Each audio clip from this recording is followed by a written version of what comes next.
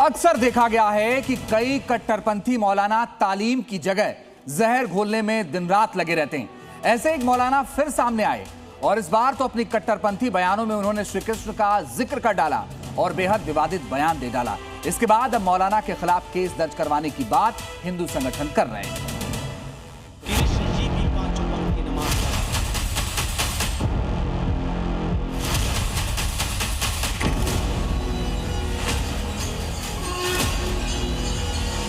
कृष्ण जी भी पांचों वक्त की नमाज पढ़ा करते थे। यह मानसिकता हिंदुओं में आक्रोश पैदा करने वाली है। ये वो मौलाना है जो अपने बच्चों को बर्बाद करने के रास्ते पर चलना सिखाता है। भगवान श्री कृष्ण नमाज पढ़ते थे।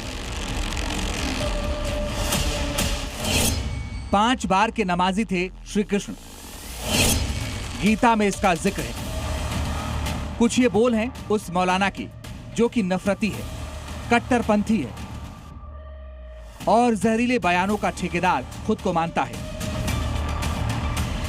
उसी मौलाना ने इस बार श्री कृष्ण पर ऐसा विवाद दे दिया जिससे बड़ा विवाद खड़ा हो गया।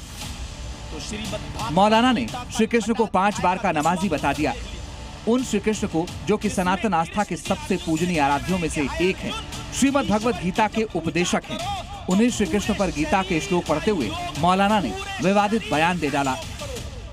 कृष्ण जी भी पांचों वक्त की नमाज पढ़ा करते थे।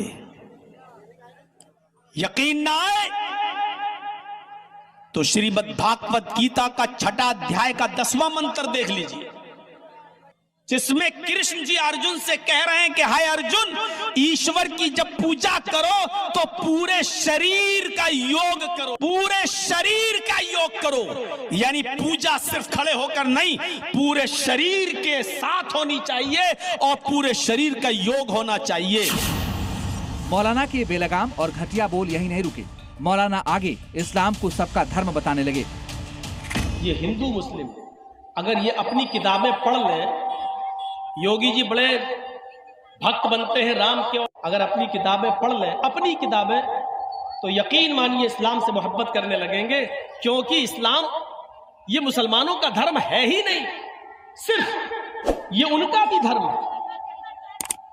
इसी दीन और इसी धर्म को रामचंद्र जी ने भी पेश किया है, कृष्ण जी ने भी पेश किया है। ये सिर्फ मुसलमानों का नहीं है।